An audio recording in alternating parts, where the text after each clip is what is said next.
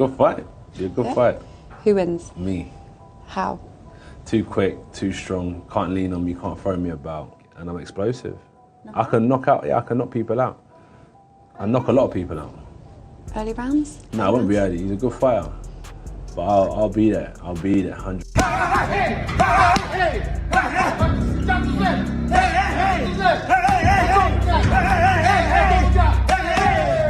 All day. Who would you back to win, Tyson or AJ? Well, you know, I know Tyson Fury, and I think he's been a great champ, so my money's on him. Finally, 3 boxing dinner guests of all time. Who are you picking? Tyson Fury's one of them because he's like a stand-up comedian. He's so funny. Who else? I'd have Bud Crawford, the winner of tonight's event. And who else can we have? Roberto Duran.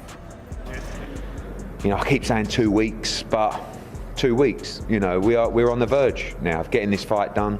We want to make sure the ink is dry, and then we'll go out and finalise the site details. But I don't want to say too much. I think people are bored of me in general, but definitely bored of me of saying 2 weeks, 2 weeks. So, like I said, I'm going to keep quiet for now, which probably won't last for too long. Just now, inside reports confirm Anthony Joshua stormed into Tyson Fury's camp with a shocking warning and no cameras to capture it. AJ's words sounded loud, but without proof.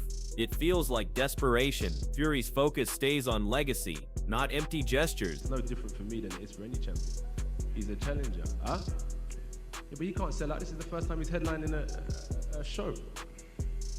I'm here. I'm the champion. I told you, I'm the landlord. I'm collecting rent. And while AJ tries to create headlines, Fury shows his response through relentless training. Instead of focusing on his own flaws, AJ turns up claiming Fury's training is nothing and threatening a knockout. But behind the scenes, Fury's camp reports tell a different story: discipline, sharpness, and a champion preparing for destiny. And when Fury speaks, he reminds everyone exactly why he's the man in charge. From Fury's own words, the message is crystal clear. This isn't just another fight, it's history in the making. 24 years without an undisputed king, and Fury sees himself as the man chosen to end the wait. Joshua's warnings pale in comparison to a champion mapping out destiny. He's a champion, I'm a champion, and it's going to be one of the fights for the ages. You know, someone told me the other day, it's been 24 years since we had a last undisputed world heavyweight champion. Now, we know that the both Klitschko's was champions for around about 10 years, so there's been another 14 years where all the heavyweights couldn't do it. So we've been chosen, and I believe we're both destined to be here and to be in this big fight in Saudi Arabia, the Ring of Fire. And there's only one winner, and I'm destined to become.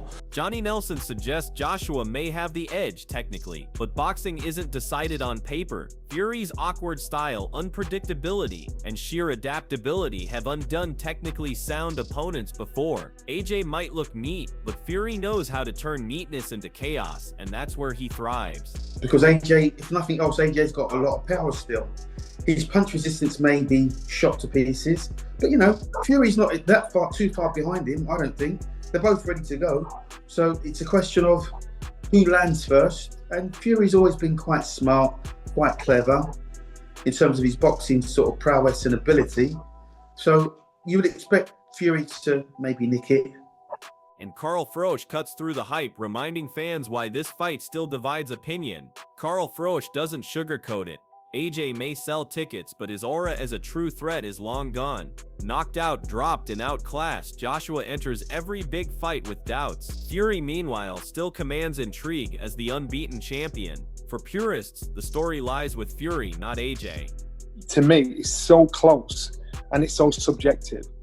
And that's what I said. I think in regards to saying, I'm technically better, I don't think Spencer meant that Anthony Joshua is technically a better boxer than Tyson Fury, because Tony Bellew reflects the shift in confidence. Once upon a time, AJ stopping Fury seemed a reasonable prediction, but after watching his recent struggles, that claim now feels hollow. Daniel Dubois walked through Joshua in a way that exposed serious flaws: punch resistance, self-belief, and adaptability. Fury, by contrast, has weathered the storm against the biggest puncher of them all, Deontay Wilder, and come out stronger. Bellow's point highlights the reality: AJ once carried the aura of a destroyer, but today he's seen as vulnerable. Fury remains unbeaten, battle-tested, and confident in his craft. For all the talk of power, this fight will be decided by resilience and ring IQ, two areas where Fury reigns supreme. If he fights Anthony Joshua, that would be the one that people want to see. That was probably still Phil Wembley, but as a boxing purist and as a lover of the sport, am I that bothered if Tyson Fury never steps in the ring with Anthony Joshua? I'll be honest, no. AJ's been flattened, ironed out a few times. And Eddie Hearn, AJ's own promoter, admits the unpredictability surrounding Fury makes things even harder to call. Even Eddie Hearn admits the challenge. Fury is an enigma. You never know what he's thinking, how he'll prepare, or what tricks he'll pull. That unpredictability frustrates promoters, but it's a nightmare for opponents. AJ thrives when things are straightforward, a training camp, a game plan, a predictable fight night. Fury doesn't play that game. He unsettles you mentally long before the first bell rings. Hearn tries to keep AJ focused on his own camp, but the truth is, Joshua's camp can't prepare him for Fury's mind games, while AJ struggles with consistency. Fury revels in chaos. That's the gap Hearn himself almost admits. AJ may train hard, but Fury's unpredictability makes him a problem nobody can solve. I've always thought Anthony Joshua would stop Tyson Fury, but I can't keep making that statement. I just think AJ's last performance, I still can't get my head around that Daniel Dubois beat him. Just walked right through him. And I just think if AJ would have met Daniel Dubois head on, he's better in every department. Johnny Nelson struggles even to give a straight answer, which shows how heated this debate has become. Yet when you look past the hesitation, the evidence speaks for itself. Joshua has been rocked, stopped, and humbled several times in his career. Fury, on the other hand, remains unbeaten, overcoming adversity against Wilder and dominating others with his unorthodox style. Nelson's mixed words reflect the tension fans feel. AJ brings the name value and the punch, but Fury brings the aura of invincibility. And when they meet, history suggests the fighter who bends but doesn't break wins the night. AJ's chin and confidence have cracked before. Fury, even when down, always rises. That resilience is the defining difference, and Nelson knows it deep down. You can't ever guess what Tyson Fury's thinking or what his plan is, you know, and it's really, you just got no, like, you can't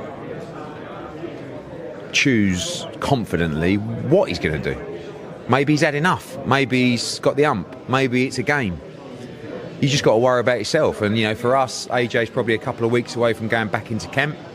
And then, you know, in a couple of weeks, maybe we'll reach out to Frank and Spencer and say, look, we're going to make our next move. Do you want to speak to Tyson and see, make sure it's 100% a non-starter?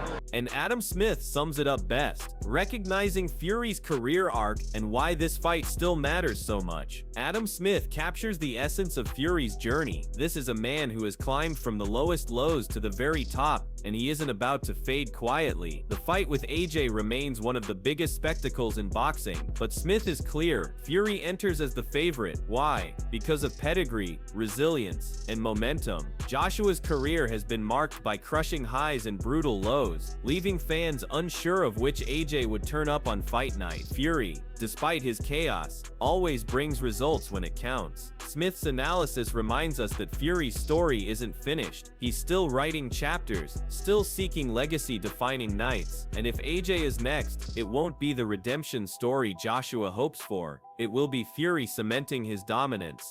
I think Tyson Fury, you put him and Anthony Joshua together, and I'd been asked before, who wins between us both? I said Anthony. Tyson offended or whatever, and then vice versa. Why would he give a shit what I think? You know, so what he thinks and what he believes. You know, coming through my career, so many people said you ain't going to do shit. I don't hate on him. I just think, all right.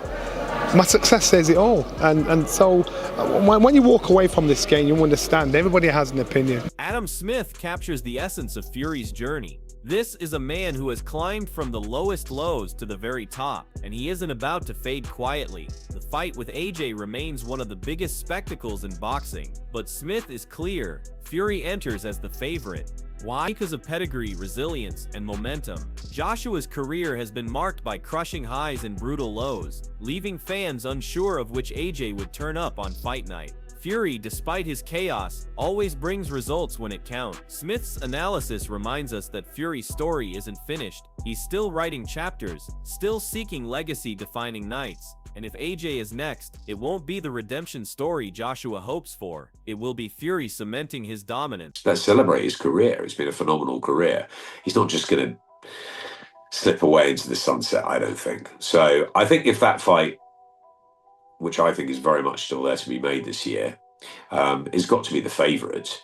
Spencer Brown confirms what many insiders suspected. Saudi officials are already mapping out the next mega event, and Fury versus AJ is at the top of their list. For the fans, it's billed as the biggest fight in the world, but Brown's own preference reveals the truth. Usyk represents the real challenge, AJ represents the business. This distinction matters. When promoters and backers talk about AJ, it's almost always about numbers, ticket sales, and global appeal. When they talk about Usyk or Fury, the conversation turns to legacy, history, and greatness. That's where Joshua is slipping. His career has been defined by marketing and hype, but in the ring, too many vulnerabilities remain. Fury doesn't need Joshua to cement his legacy, AJ needs Fury to stay relevant. And that imbalance is why this fight, if it happens, will carry more weight for Joshua than it ever could for the Gypsy King. For Fury, it's business as usual. For AJ, it's a final audition. It's one that, right now, I mean, he's just coming off a hard camp, a hard fight, and does he need it right now, immediately, when Tyson Fury says so? Probably not, but can he afford to knock back the opportunity? Probably not as well. So it's tough, really. I'm not so sure it actually does happen. I'm not so sure it's someone, once again, boy who cried wolf.